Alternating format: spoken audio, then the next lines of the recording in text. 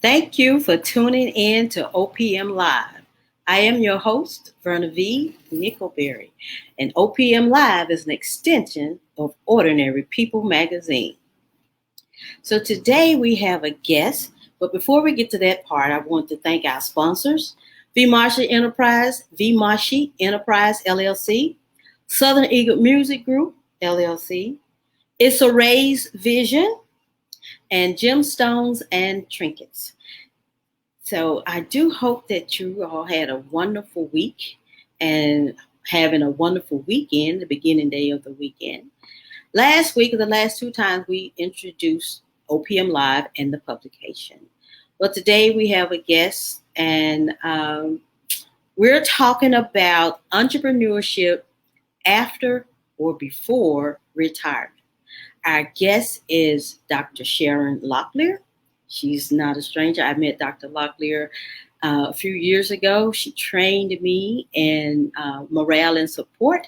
So she's a phenomenal woman, and she has some great things going on. So we're going to bring her in. Just give me a second. We're going to bring Dr. Locklear in. Hi, Dr. Locklear. How are you? Good afternoon, Verna V. Nickelberry. I am well. How are you doing?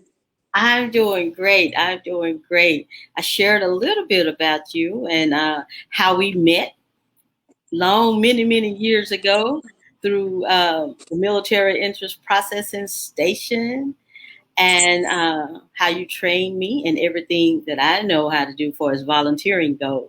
So share with our audience yourself a little bit about you. Well, I am, of course, you already said my name, Sharon Locklear. I am professionally a licensed clinical social worker.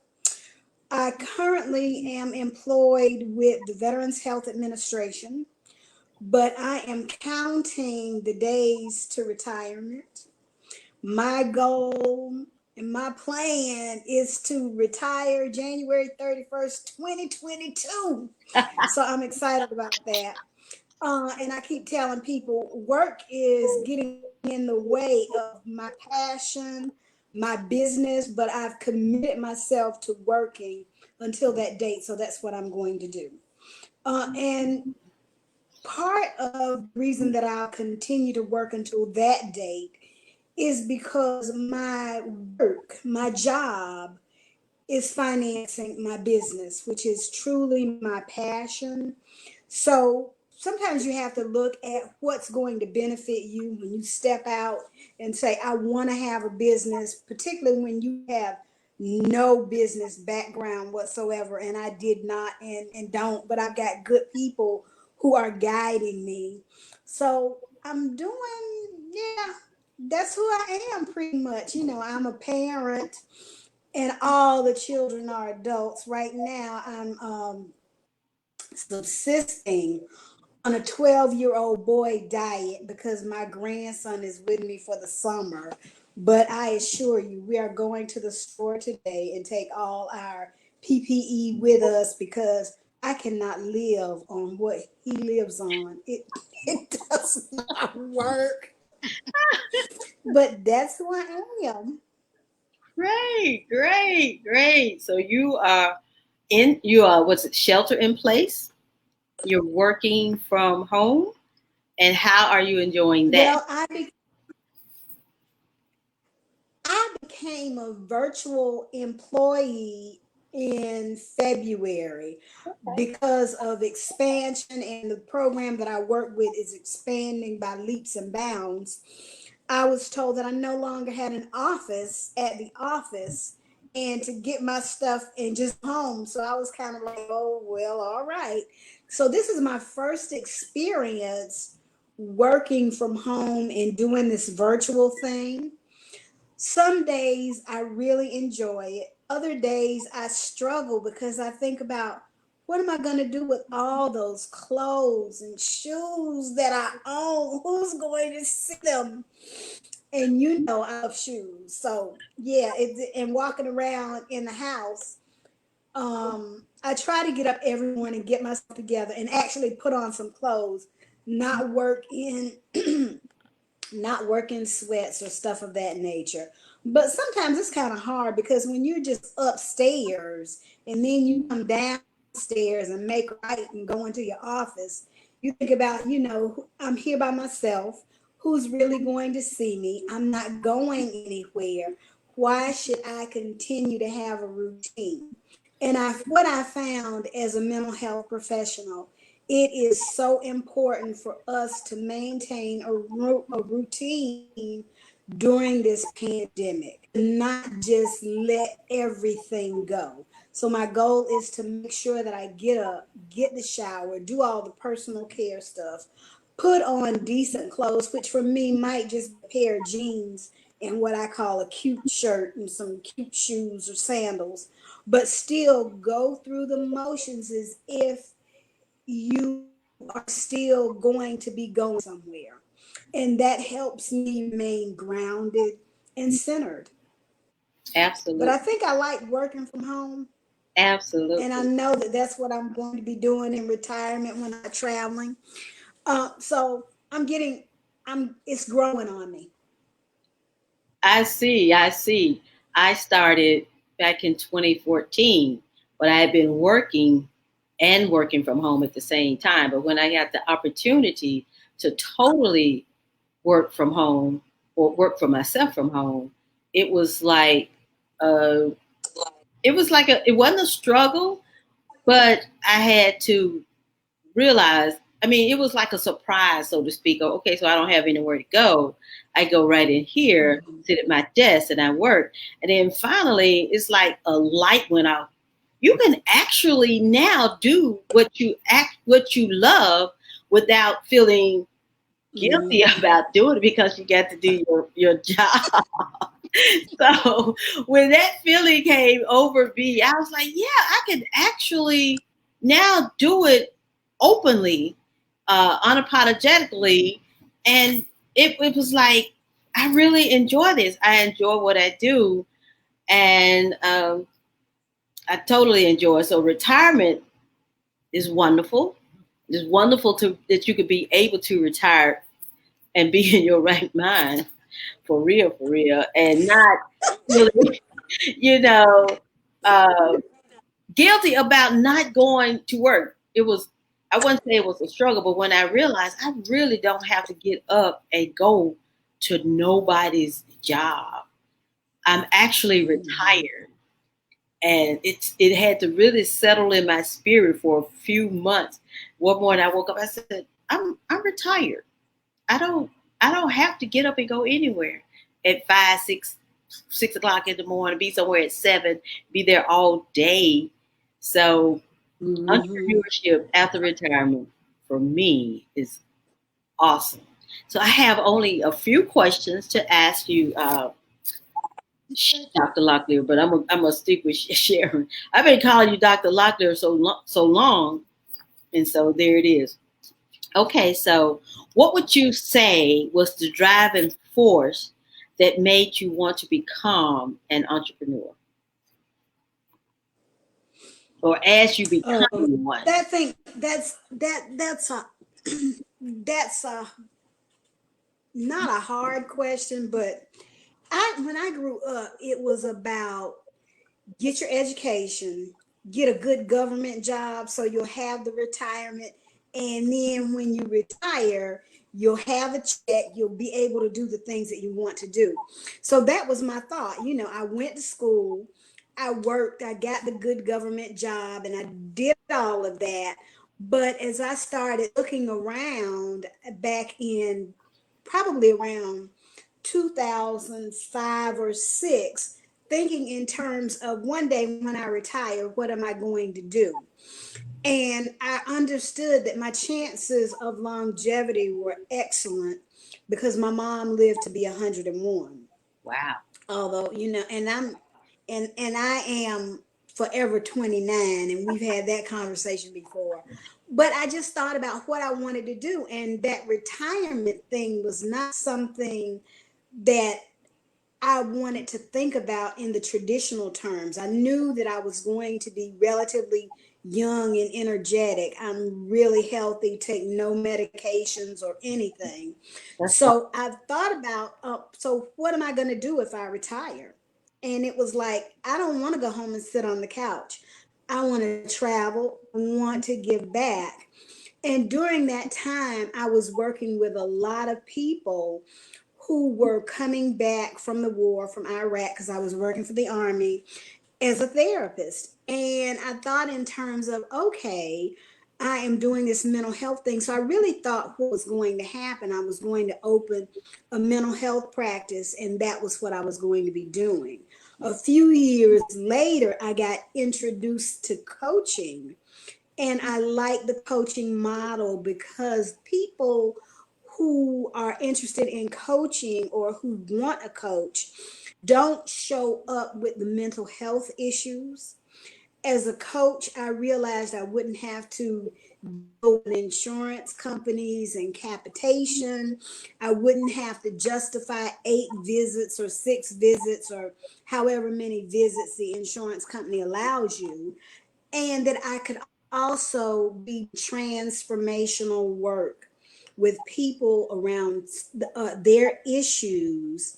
But these are people who are not, who don't have a diagnosis, who just want some improvements in their life, and they need people, they someone to assist them toward achieving and accomplishing those improvements. So I decided I wanted to go to coaching school.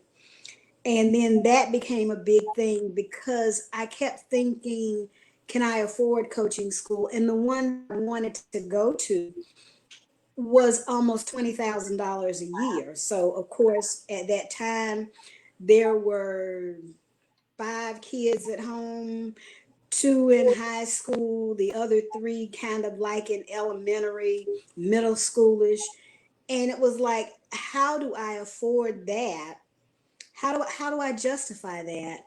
And finally, I waited a few years, and then I said, guess what? I need to pour into me, because if I don't pour into me and do what I want, there are no people waiting outside my door to break it down, to come in and take care of me, or to help me accomplish what I want to do. So I made the investment and I went to coaching school, got done, and then kind of said, okay, so what am I doing now? And I actually went to another coaching school. I went to divorce coaching because I really believed I was going to be a divorce coach. Because, in my world at one time, I wanted to be a divorce attorney. I thought that was a quick way to get rich because Americans don't stay married. And I am living proof. I know they don't stay married. Some of them stay married. Because that's one area of my life I have not conquered. I have not found Mr. Right. I've been married to a few Mr. Wrongs. For few of us have. Maybe Mr. Right is on the way. Yes, for So sure. yeah, so I decided, okay, I would be a divorce coach. But then after a few clients, I was like, oh my God, this is harder than mental health. Wow. And some of the issues they brought were, they really did need mental health, a mental health referral. So I referred them, and then I decided what did I really wanted to do. And around that time, I just thought about, what am I not doing? What would someone in my age range need? And I started working with women who had given so much of themselves. Mm-hmm. They didn't have much left for self. Mm-hmm. And that's how Living for Self was born. And I help women who have given so much away that they don't know who they are, where they begin. It's just kind of like being lost. And a lot of it was not intentional. Women just seem to be givers and nurturers and will forever put themselves last. Mm-hmm. And my philosophy is that it must be God first, then self, then family, and then all the other stuff. but definitely God, me, my family, and then all the other stuff. All the other stuff. And that's what I help women understand and recognize and begin to look at them and help them be the woman that they choose to be, because it can be hard, and I've got, I've got a lot of kids. So I raised all those kids. Those kids are adults and those kids are having kids.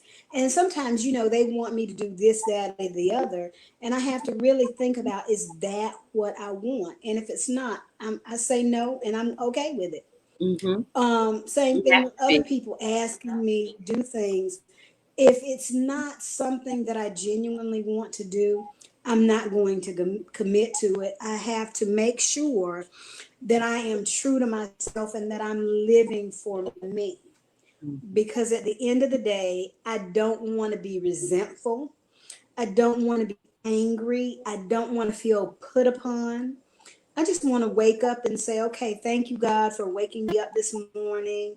What would you have me to do today so that I can live with myself and do whatever you have me doing? Mm. So, and it's working. So the name of your company or your program is titled Living for Self. Living for self, yes. Living for Self. And your target group would be 50 and over, or where you Well, started? I kind of think it would. I kind of think it would be women who may be plus, who are looking at going forward in life, maybe having children who are late teens, early 20s, but really saying, what do I do for me? I've raised the kids, I've helped my partner or my spouse with their career. They know what they're doing, they're winding down, I'm winding down. What's going to be in it for me for the next half of my life? How do I take care of me? How do I want to show up? Yes, And part of that is, how do I want people to remember me right. and relate to me? That seems to be. I've met. Uh, I've met a few women my age. I just had a birthday in January, so I turned 60. I don't even know what that's supposed. Congratulations. I don't even know what that's supposed to feel like because I still do the same thing. And someone told me I got to come out of my heels, but not so, not right now. But in any case, I have met a few women who are kind of tutoring. They don't know exactly what to do. They are happy to be retiring, and but not really want to be at home all the time, and not they're wanting something to do. The thing is, Mm-hmm. what I'm learning or seeing is they don't know how to get there, or some of them are not. No, I'm not tech savvy, but I have learned along the way, not being afraid of the computer, so to speak, or not being afraid of the internet and different things like that. So when you have a client that comes to you with those type of concerns, how do you guide them? What instructions do you give, or what checklist maybe that you give to kind of help them balance? Because as women, we do give a lot, and when you become an empty nester, it's like, oh my goodness, I got all this extra time. I don't have to take nobody to school. I don't have to pick nobody up. Well, I'm actually speaking about self. So it's like I only have two kids, but when the last one got a driver's license, driving his own self to school, then he gets to college, and it's like, then he moves out. I'm I'm really happy, but all of a sudden it hit me. I'm in this big house all by myself. I don't have anybody to cook for. I don't have anybody to take to football practice. No one to pick up from school. I don't have anyone else to take care of. And I made the mistake of getting a dog. Thought that would suffice, but it didn't work out. So, what do you say to a woman that comes to you with those type of issues? The First question would be, what do you think you want? What would you, if money were not a factor, what would you want to do? And then we go from there. And I help them create a vision for where they want to be, looking at where they are. And we simply begin their personalized journey to self. It's because it's really about what they want to do, what they see themselves doing. I work with women who, they've said, well, I always thought I'd want to write a book about what? Start jotting those ideas and thoughts down, put it down on paper. Some people want to volunteer and give back, and my suggestion: find what the area that you want to volunteer in, and then let's look at what is available. Who would want you, your talents, and your time? Mm-hmm. So it's really about what the person thinks they might want to do, and then to help them create a plan so they can begin to do that. And then while that plan is ongoing, really about getting to know self. What do you like? What don't you like? During my last marriage, I found that I had given so much of me away between his army career, moving here and there, trying to take care of a husband like you're supposed to, taking care of the kids. Been And there, then my done that. mom was elderly and she was there. So and then I had the full-time career. So you end up being a juggler, and Yeah. you're juggling all these things and hoping that something doesn't drop. And sometimes you lose sight of you and what you really want. At that point, you really have to step back and say, what do I want for me? What do I want to be doing? Where do I see myself when these kids are gone? He was deployed. I think he might have stayed in Iraq more than he stayed with me for a period of time. So it's kind of like, what brings me joy? What are the things that I am really good at doing? And what are some things that I've always wanted to do and I've not found the time to do? Because if you're going to be by yourself, you need to look at the things that, pretty much like a bucket list. What are the things that I want to accomplish before I close my eyes for the last time? Mm. And then we devise a plan and get busy. Mm.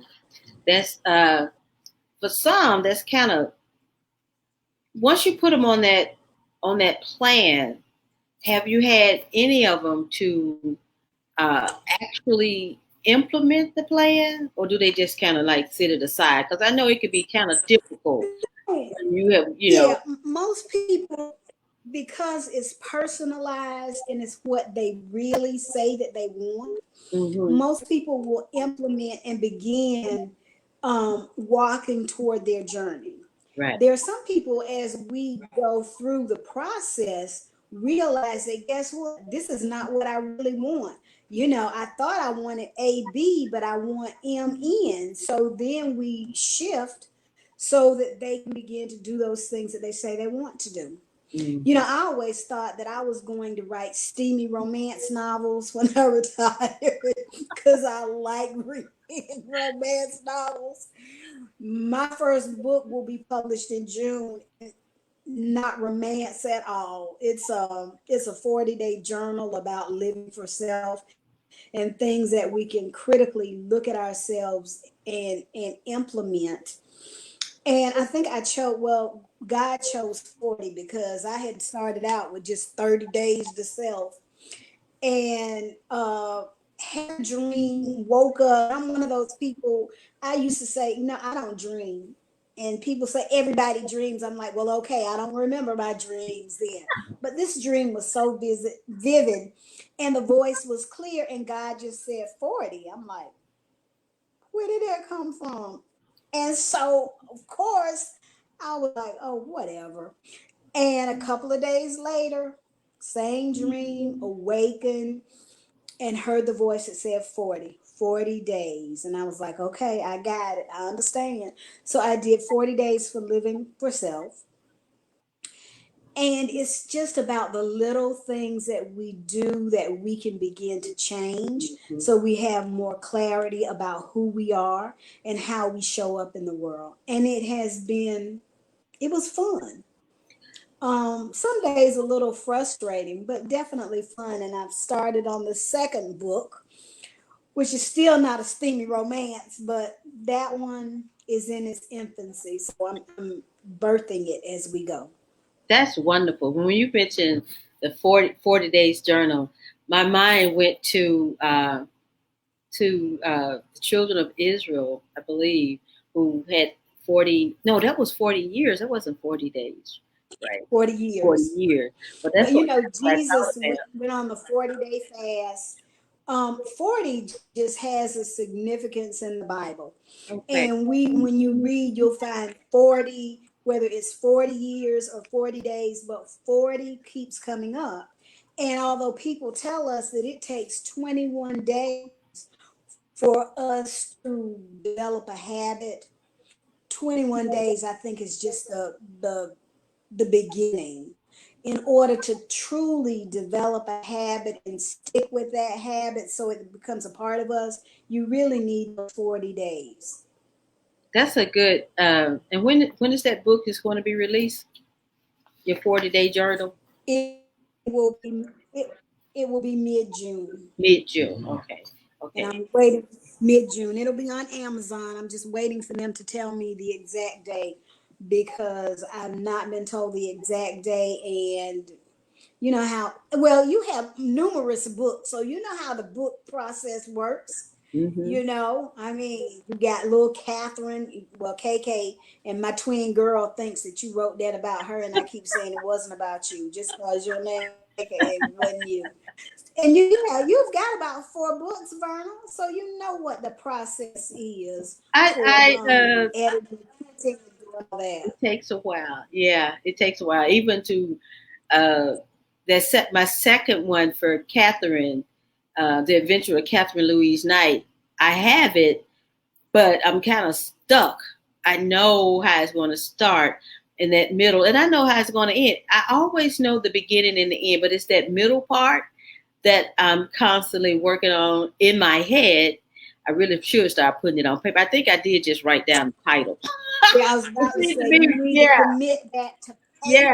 When paper. I write the title And I mean, down, because yeah, I write the title down, then the book becomes alive. So, yeah, that process is something else, even for me. Even when I'm writing my editorial, I I think walk around days before I once can. you start writing, once you get to the beginning, I think the middle will appear and you already Mhm. know the end.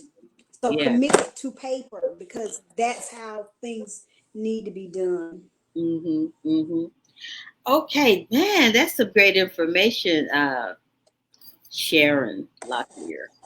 Living yourself. That's really great. It's kind of hard for some women, I'm not going to say some women, it's kind of hard for women to actually take time out for themselves because those who are mothers or a mother of some type, or even, just got someone they have to take care of, it's kind of difficult for them to uh, shift from taking care of themselves to actually from taking care of someone else to then begin to start taking Mm-hmm. care of themselves, as you say, living for self. Okay, so my next question is, what has been the most difficult challenge on this journey, on your journey to entrepreneurship? What has been your most difficult challenge? I know we all have them, and we all want to throw in the towel from time to time. Mm. My most difficult challenge has probably been wrapping my mind around things that I have to do in order to stay the course. I have the person that's in charge of my website, Sean Thomas, and all my other marketing will say, you need to do XYZ. And part of me says, why? I don't want to do that.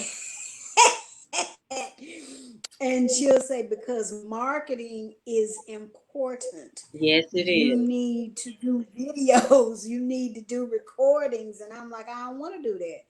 And she'll just say, you got to do it. So for a year, I fought against doing video, doing recording. And I was just like, well, I don't know. It wasn't something that really resonated. But since I've started making videos, I have become a video, I don't know what, because I like looking at myself and I'm like, ooh, turn that way, turn that way, smile. Yeah, you do this with your eyes. You Oh, you do. need eyelashes. So, I've gotten kind of caught up and it has become fun. And I never thought it would be fun. I always said, I'm not photogenic. I don't like doing this stuff. Who wants to do that? Even for a long time, I wouldn't even do a selfie. And now I'm finding that I'm enjoying doing the videos. I'm enjoying doing the recordings. I have to post every day on my business Facebook page. So even doing that has become a joy.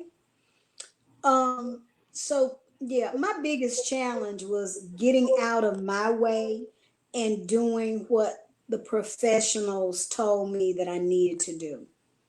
Because yeah, I'm maybe an expert in mental health and some other things. I was no business background, none. So I'm learning what it is to be a business owner and the requirements that go with that, and being able to listen to people who know and who tell me what to do and actually getting it done. So I think more than anything, it's getting out of my way and getting done what needs to be done. Yes, it is always getting out of your own way, especially when you have some knowledge, but you're not allowing someone else to kind of guide you along the way. I could say for me, it just kind of dropped in my lap. But you know the story.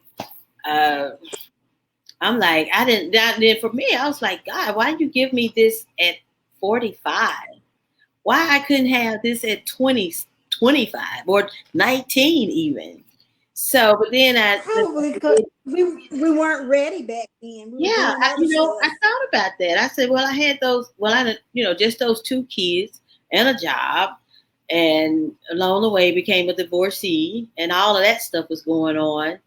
But I realized I wasn't ready because I was so focused on being a mom, totally focused on being a mom, even working. I made sure that when I got hired at the Memphis Military Entrance Processing Station, my first question was, "Are you all family friendly?"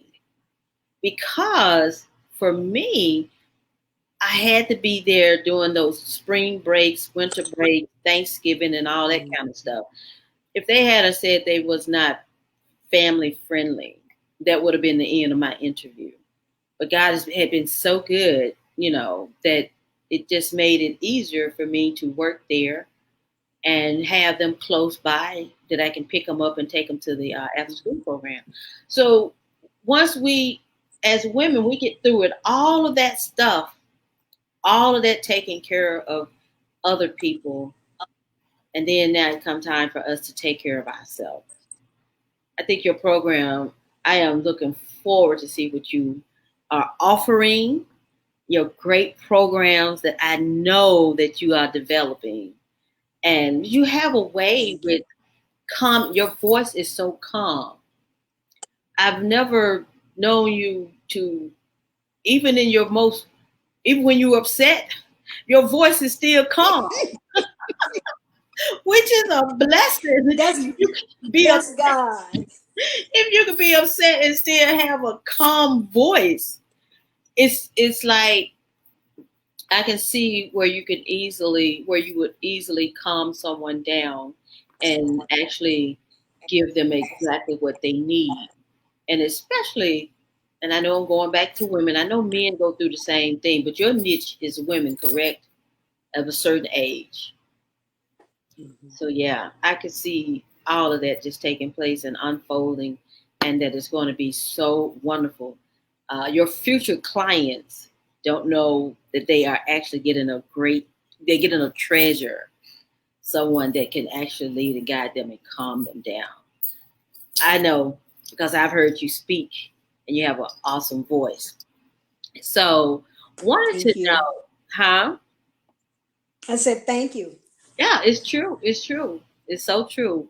And so we found out your challenge, your greatest challenge. So as you go down this journey and you almost, I'm assuming you're almost where you want to be. You have your website, you have everything that entrepreneurs are told that they should have as they travel down this entrepreneur journey. And then they have the audacity to throw in you need at least 7 streams of income. What are your thoughts on that as an entrepreneur? You need 7 streams of income. If you need 7 streams, I better go find 4 more. 4 missing, and I don't know where I'm finding the 4 from. It's kind of like, ooh. And right now, actually right now I only have 2. I have my real government job, and I have the business. So I've got to go find 5. I don't know where I'm going to find 5 additional streams of income. My hope was living for self was just going to be the vehicle to get me where I needed to be. I have been doing some work with some phenomenal women, and I've got some mentors that are really good. So actually, this kind of goes hand in hand. Tomorrow, I begin a 3-week program with Women of Wealth. Okay. So perhaps 3 weeks after I've completed Women with Wealth, I'll know what those other streams will look like and what I'll be doing with that. Mhm.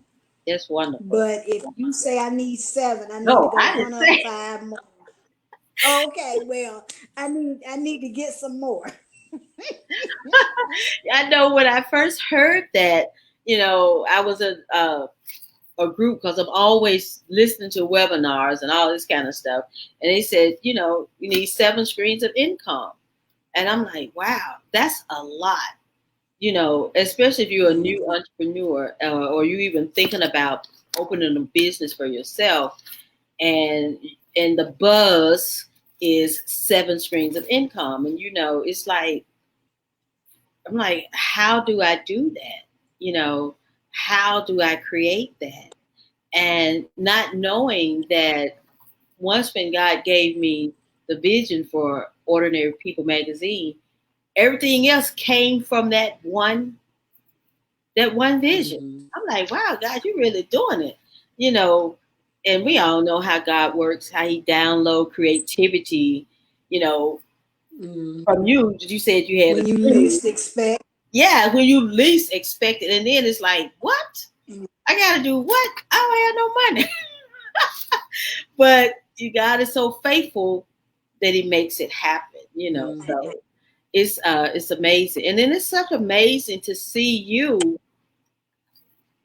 come from, I mean, it's to see your journey, for me to actually see it all unfold, and how you have just blossomed, your networking, all the people that you have met. And every time I see that you make a post of what are you doing, I'm like, yay, go Sharon, yay. I cheer everybody on. That's just me. I will cheer Mhm. everybody when I'm scrolling through my Facebook page or whatever. I'm so happy for people. They don't even know how happy I am for them. Mhm. To see that. And I think it's important to be happy for other people. If we can be happy for other people, Mm-hmm. we can genuinely be happy for ourselves, because being happy for someone else doesn't take anything away from Not a us, thing. Not a but thing. it just lets us know that I can be grateful for your friendship and your accomplishments, and I know that my blessings are on the way. And it's as simple as that. But I think we just have to live in gratitude. Mm-hmm. And so every morning I write in my gratitude journal, and I am truly thankful for the people in my life, for the things that God is allowing me to see and do, because a lot of all of what is going on, this is God's design. It's not me. I had an idea, but I have to believe that God planted that idea and said, yeah, you can, you will. I need you to work with my people, and this is what I need you to be doing. Because before, when I was kind of floundering and I didn't really know what I was doing something. But it wasn't until I started having those private moments with God and really praying and meditating, that was when I started getting messages about how to proceed, what I needed to do. And then God started putting people in my path. Mm-hmm. And it's interesting because on my own, I don't know that I would have met the people that I've met over the last 3 and 4 years. I just don't think I would have, because we definitely were not traveling in the same circles. That makes a difference when you are God led and He shows you who to work with, how to do it. You don't even have an idea of what to do, but when you, like you said, meditating and giving, oh, let me calm myself down, and getting those downloads, you know, as God began to show you and lead you where to do, it helps Mhm. you. It helps your journey more. Like I said, it helped your entrepreneurial journey more. You're not on your own, period. But if we allow God to lead us, it becomes your purpose, so to speak, of what He already had for you to do. Because we already know most things is predestined anyway. So I definitely applaud you on everything that you are doing and everything that you bring to the table as an entrepreneur. I Thank you so definitely, much. and you just, I'm just so happy for you, and I'm so proud of you of all the things that you have done and accomplished in such a short period of time. So that makes a huge difference. Okay, so as we kind of get close to it, my last question is, give us some words of wisdom. If you had something to tell a new entrepreneur or someone who's thinking about it, wanting to get out and serve, what word of wisdom would you what word of wisdom would you give them? Trust and believe in God and look to God for the answer. Truly be in prayer and meditation. Know that God has a plan for all of our lives. We are here to serve God's people. Absolutely. And when we look at service, that's what we look at. Your service will be monetized and it will be multiplied. Don't think in terms of the money that you want or you're going to get, because God is our source, Absolutely. and all those resources will be available. But when we are in a service-based business or environment, look at how we are to help people, Hmm. so that those people can turn around and help other people, and they can help other people, and they'll go on to help other people.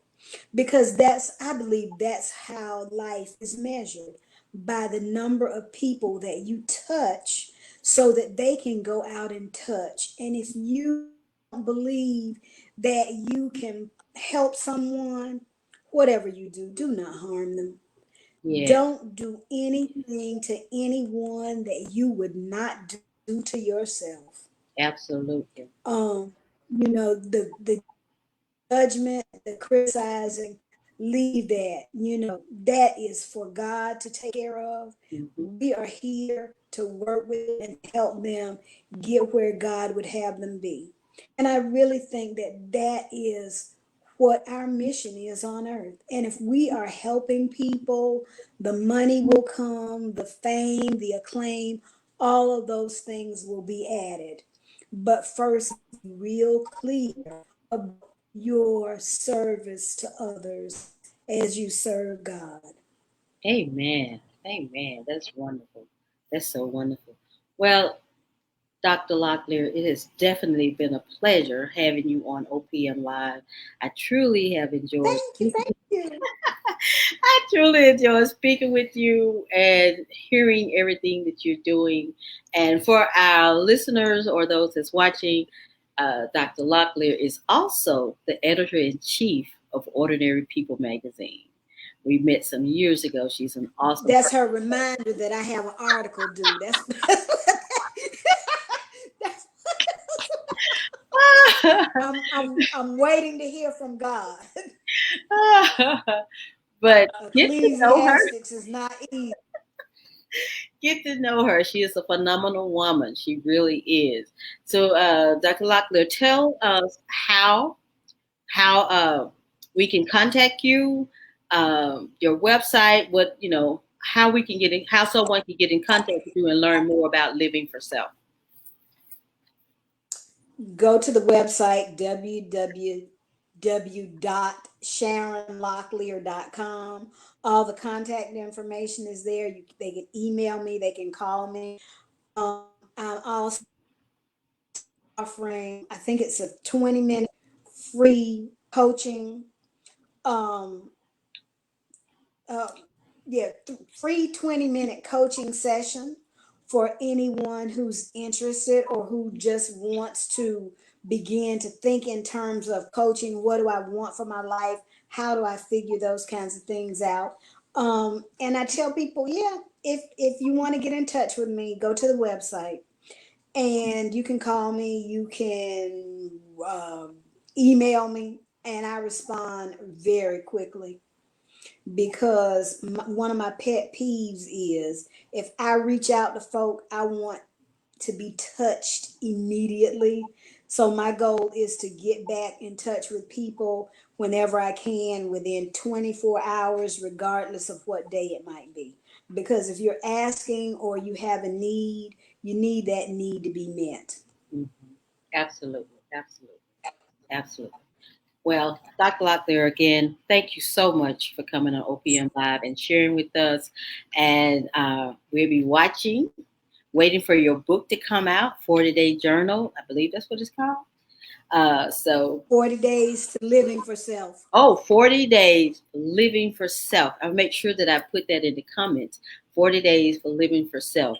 And it is possibly coming out in June. Mid, The tentative date, sometime in. sometime in Mm-hmm. June of this year. Okay. Well, okay then. So we're going to say goodbye to you for now, and we will be watching Thank you. in the end. Okay. Have a great one, Dr. Take Locklear. care. Bye bye. Well, as you can see, we're just having a wonderful time here at OPM Live. It was great speaking with Dr. Locklear and hearing everything that she has going on. And as always, at the end of our, before we get to the end, I actually close, before our closing, we always have a scripture to read. And the scripture today is coming from Psalms 33, and I'll be reading verses 1 through 9. And it reads, "Rejoice in the Lord, O ye righteous, for praise is comely for upright.